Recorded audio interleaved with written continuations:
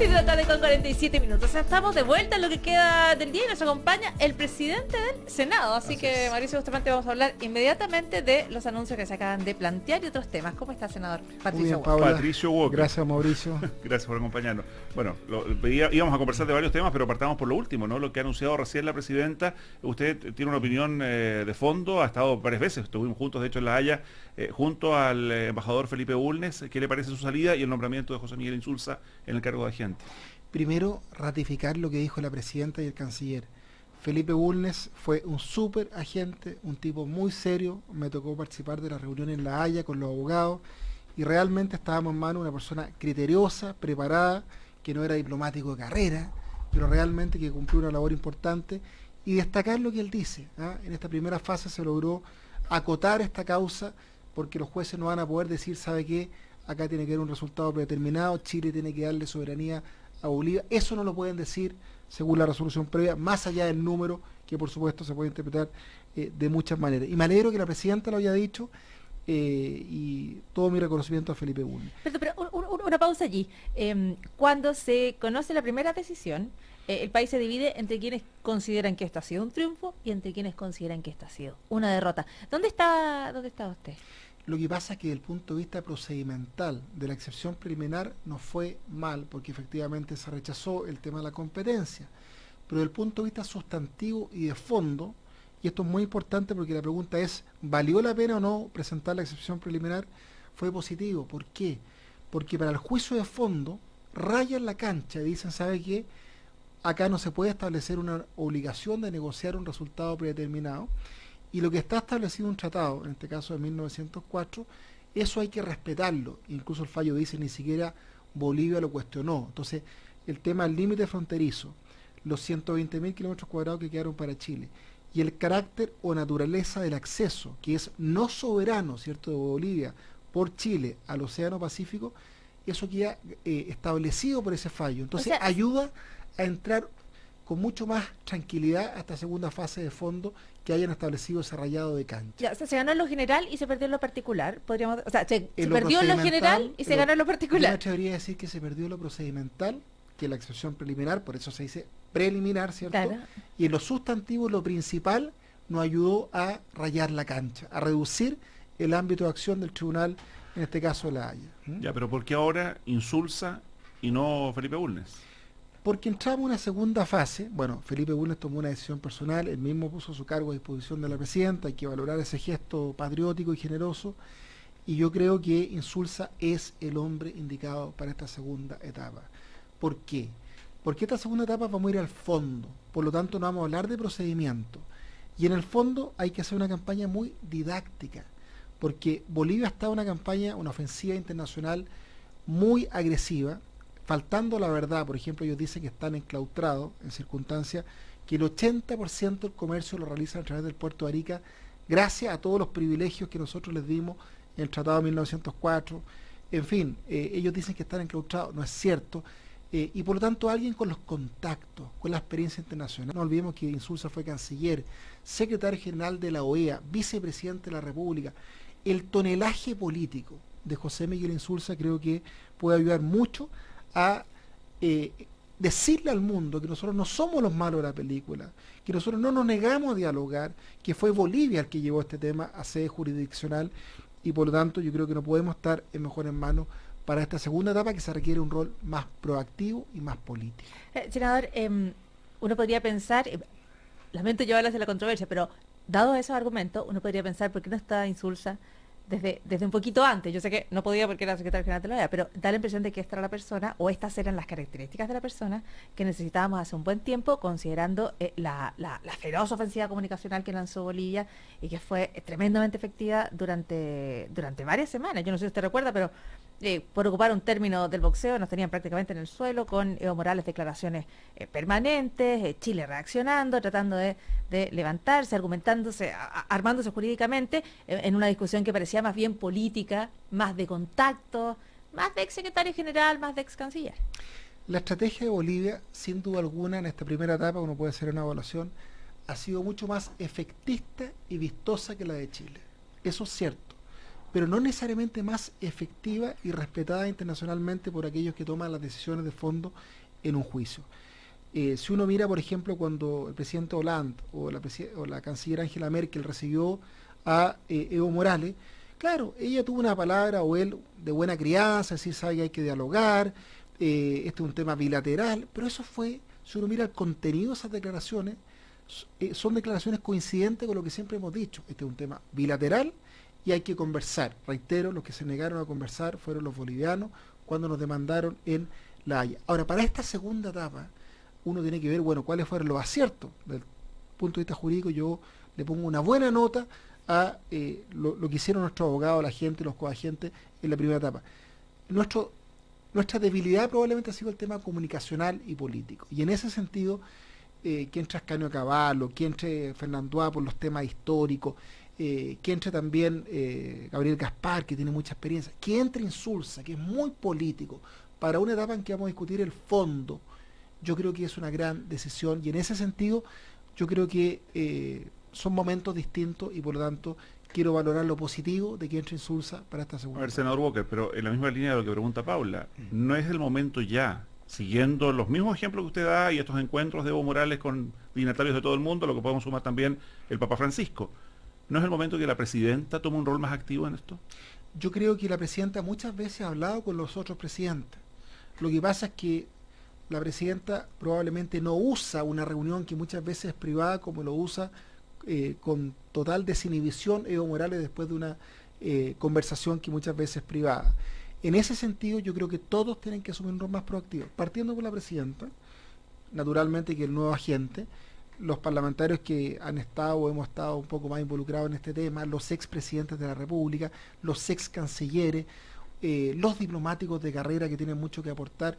Por cierto, todos tenemos que jugar un rol mucho más proactivo y naturalmente con menos inhibición que en la primera etapa. Ahora, si traes a Insulza y además va a poner a la presidenta, da la impresión de que Insulza viene a cumplir todos esos roles. No sé si usted coincide desde el análisis político, senador. Yo creo que él va a cumplir un rol muy importante, muy relevante, pero naturalmente que la presidenta es la presidenta. Yo creo que ella obviamente va a cumplir un rol muy relevante en esta segunda etapa. Evo Morales tiene un rol que tiene que ver con quien demanda. Es también quien responde, quien se defiende, el que tiene que lanzar a su mandataria. Es una pregunta que yo me hago. Lo que pasa es que nosotros siempre hemos tenido una tradición en estos juicios y en nuestra historia jurídica de una cierta, no sé si prudencia es la palabra, o un cierto recato. No nos gusta ser vistosos, efectistas, figurones. Siempre Chile ha tenido una tradición. Recordemos que no hemos sido nosotros los que hemos declarado insalvablemente nulo laudos arbitrales, no hemos sido nosotros los que desconocen tratados, como en este caso lo está haciendo Bolivia, no hemos sido nosotros los que crean un distrito, en este caso Ayará de Los Palos, ¿cierto?, que está creando el gobierno peruano.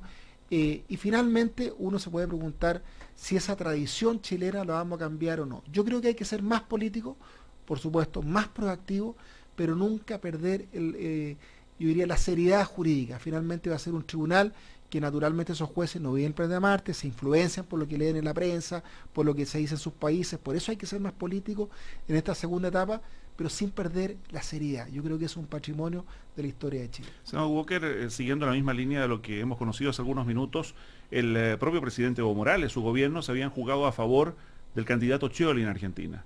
¿El triunfo de Macri es una mala noticia para Bolivia? Es una mala noticia para los gobiernos populistas de América Latina, es una mala noticia para los gobiernos que violan sistemáticamente los derechos humanos, como el caso de Venezuela. Recordemos que el presidente Macri, presidente electo, dijo, bueno, yo soy partidario de aplicar la cláusula democrática en Mercosur, ¿cierto? Recordemos que esa cláusula democrática se aplicó en Paraguay, cuando fue destituido el presidente Lugo, sin un debido proceso, entre comillas, más allá que fue acusado constitucionalmente, no se respetaron las normas del debido proceso. Bueno, y si se hizo con Lugo, si se hizo con Paraguay, el presidente Macri ha dicho, ¿por qué no hacerlo con Venezuela? A mí me gusta un presidente que no mira al techo, que no se lava las manos, que se pronuncia respecto a temas de derechos humanos que ocurren en nuestro continente. Uno en esto no puede tener doble estándar, y yo saludo las declaraciones del presidente Macri respecto a Bolivia. Naturalmente el presidente Evo Morales fue muy claro al decir que no le gustaba el triunfo, probablemente porque el eje del ALBA, ¿cierto?, Bolivia fundamentalmente, Venezuela, Ecuador, probablemente Nicaragua, se va a ver resentido. No va a tener Argentina la influencia que tuvo respaldando a Venezuela. Va a ir probablemente el nuevo gobierno una línea distinta. Y bienvenido sea, yo creo que en materia de derechos humanos uno no puede tener doble estándar. ¿Qué tan determinante puede ser eso para Venezuela? ¿Usted cree que eso va a afectar?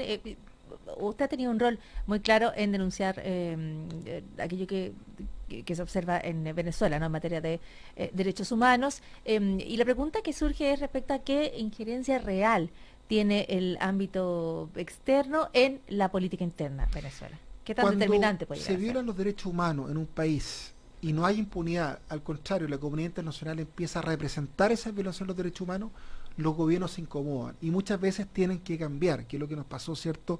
Cuando en Chile estábamos en la dictadura, mucha gente solidarizó con la oposición, que éramos en esa época, y gracias a eso hubo una presión internacional que obligó a Pinochet a reconocer un resultado en el plebiscito. Ahora tenemos elecciones, ¿cierto?, el 6 de diciembre. Me encantó la carta de Luis Almagro, secretario general de la OEA, a la presidenta del Consejo Nacional Electoral de Venezuela, que le dice: señora, usted tiene que garantizar elecciones limpias, elecciones democráticas, no puede ser que a Leopoldo López lo tengan preso con pruebas falsas que fueron inventadas, como lo dijo el fiscal, ¿cierto?, que había perseguido su responsabilidad. Hay que respetar la libertad de expresión, hay que respetar la independencia del Poder Judicial, hay que liberar a los presos políticos, es una cantidad de cosas. Tienen que haber observadores internacionales, porque Venezuela no aceptó observadores internacionales de la OEA, de la Unión Europea. Bueno, una serie de críticas, yo digo... ¿Se cree que esa presión importa? Esa presión importa. Por algo todos los días está Maduro contestando al secretario general de la OEA, que está molesto con esto, y se crea una presión para que existan las condiciones mínimas de un proceso limpio y transparente el 6 de diciembre, cuando los venezolanos tengan que elegir a sus parlamentarios. En beneficio del tiempo, quiero ir a un último tema, por lo menos de mi parte, senador Walker. Yo sé que usted se ha arrestado como presidente del Senado de la política interna al interior de su partido, la Democracia Cristiana, pero esta mañana conocíamos esta encuesta de CADEM que indica que el respaldo a la Democracia Cristiana en lo que va del año ha caído 17 puntos, de un 37 a un 20%, que el presidente de su partido, Jorge Pizarro, es el peor evaluado con un 65% de rechazo. ¿Qué le parecen estas cifras? ¿Es lo que la gente realmente está sintiendo de la ADC? Muy dolorosa las cifras, pero yo tengo una convicción, me lo preguntó alguien por ahí a raíz de unas declaraciones que algunos han emitido por la prensa, que en este tipo de cosas, si uno tiene que hacer alguna sugerencia, algún planteamiento para mejorar este tipo de situaciones que nos duelen profundamente a todos, es mejor plantearla internamente. Yo este año tomé la decisión, cuando subí el 11 de marzo, de no pronunciarme respecto a política interna de mi partido, porque estoy cumpliendo un rol que un poquito que tiene que estar un poco por sobre la contingencia coyuntural partidaria, y naturalmente que internamente son temas que hay que conversar con mucha crudeza, con mucha franqueza. Yo tengo una buena opinión de la directiva de mi partido, pero naturalmente que ha sido doloroso constatar este resultado de la encuesta. Senadora Patricia Walker, volviendo a Macri, de Macri sí. ¿Usted es de los que cree que Macri se parece más a Piñera en Chile o de los que cree que se parecería más a una democracia cristiana en Chile?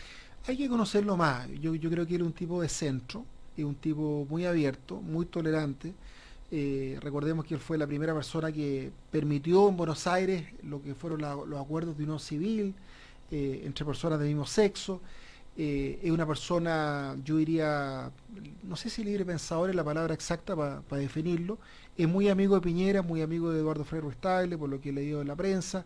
Hay que conocerlo, démosle el beneficio de la duda.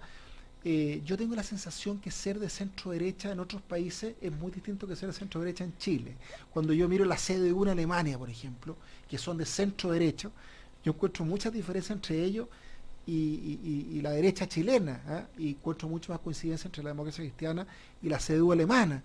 Entonces, dígamelo más directamente. Encuentro que la centro derecha argentina es más centro que la chilena. ¿Cree que la chilena es de centro derecha o es derecha? Yo creo que es más de derecha, fíjese. Yo creo que es más de derecha. Tal vez un poco por lo que fue su rol en la dictadura de Pinochet. Lo que nos deja la pregunta de ¿qué es la DC? La DC es un partido de centro, de vanguardia, progresista. Somos humanistas cristianos, pero no conservadores, progresistas. No sé, nosotros estamos en contra de la ley antidiscriminación, de la ley de divorcio. en contra de la ley de defensa de la democracia, la ley maldita de González Videla, nuestros fundadores, ¿cierto? ¿Y el aborto? El aborto tenemos distintas opiniones. Yo personalmente creo en la vida del momento de la fecundación hasta la muerte natural, pero no penalizo a aquellos que piensan distinto. Son temas difíciles, son temas complicados. A mí además me carga cuando la derecha nos dice, y ustedes que son inconsecuentes, que están en una colisión con personas que promueven el aborto. Y yo les recuerdo, bueno, ¿no se acuerdan el proyecto de ley que presentó Belín Matei con Fulvio Rossi para permitir el aborto de algunas causales? Entonces, a mí lo que no me gusta es el doble estándar en esto, que hay que ser muy respetuoso, y en esto yo no me siento dueño de la verdad, pero sí trato de ser consecuente con lo que pienso. El presidente del Senado, Patricio Walker, hoy en Cooperativa. Muchas gracias. Gracias Muchas por gracias, acompañarnos. Paula. Gracias, Mauricio. Que estén bien.